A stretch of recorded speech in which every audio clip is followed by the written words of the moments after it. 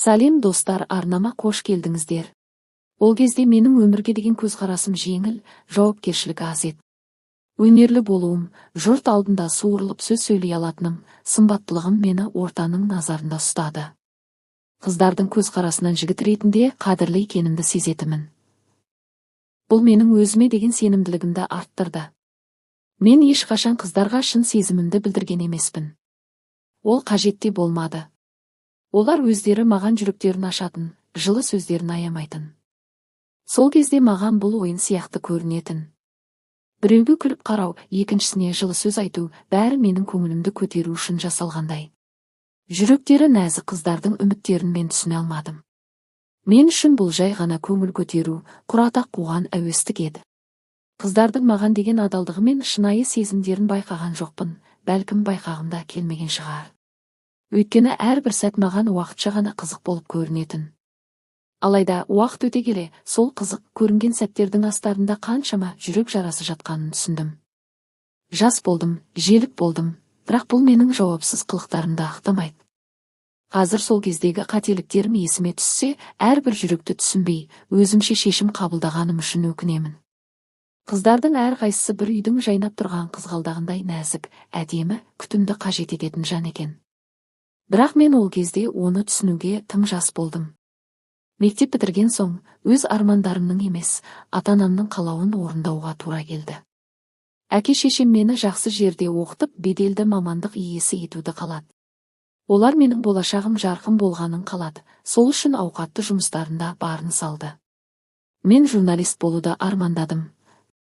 Қаламымнан туған сөздері арқылы шындықты жеткізіп, өзімнің ерекше әлемімді құруды қаладым. Бірақ үйдегілер бұл таңдауыма қарсы болды. Журналист тұрақсыз кәсіп, болашағы жоқ деген сөздерді жиі естідім. Ақыры, әке-шешемнің талабымен басқа мамандыққа оқуға түстім.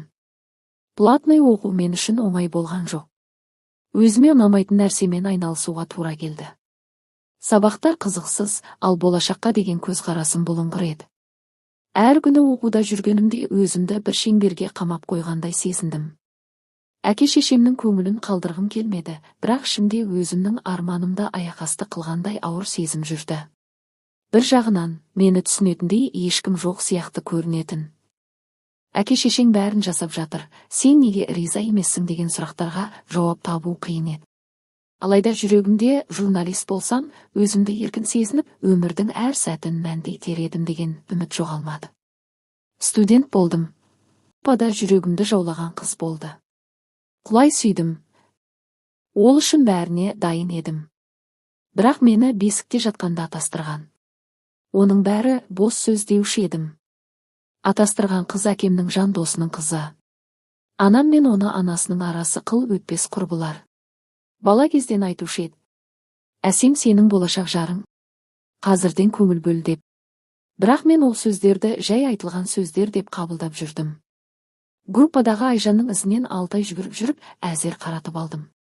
Сондай сұлу, мен жігіттерге қарамайтын қыз еді. Екеуміз қыз жігіт болып 3 жыл жүрдік. Оқу бітіретін шақта үйдегілерге айтып едім. Әкем мен шешем ұрыса жөнелді.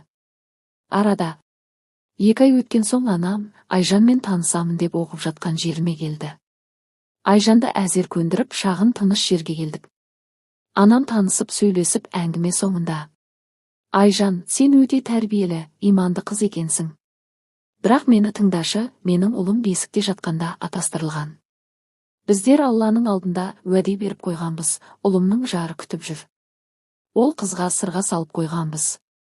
Ұлым екеуінің араларындағы сезім уақытша нәрсе. Сондықтан ұлымның өмірінен бір жола кетсең, егер қарсы болсаң, біз ешқашан сендерді қабылдамаймыз.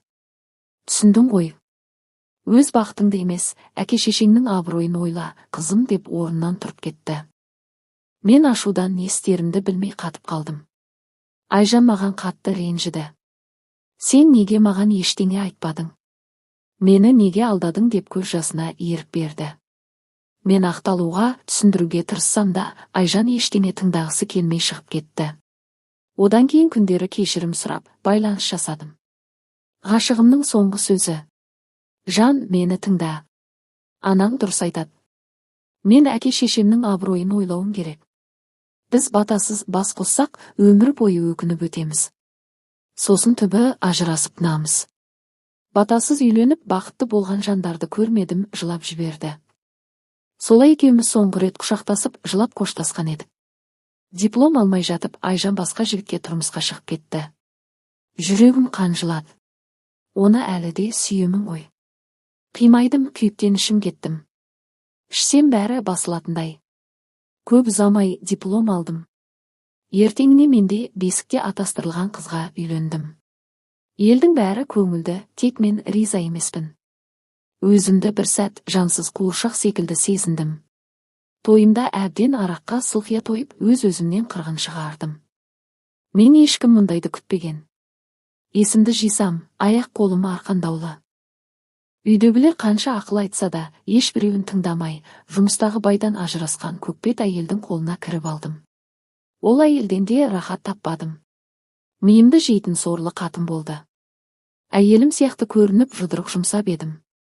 Темір торға тоғытты. Одан кейінде бірнеше қатынмен өмір сүрдім. Бірақ ұзақ емес, әйел атауын бақытты ете алмаған сорлы болдым. Арада 15 жыл өтті, бірінші әйелім аурудан қайтыс болғанына да 5 жылдың жүзі болды.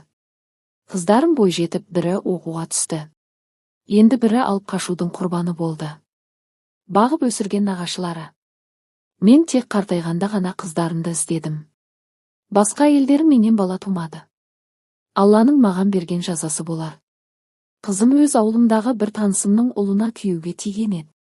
Үлкендер батасын беріп, тойға мені де құда деп шақырды.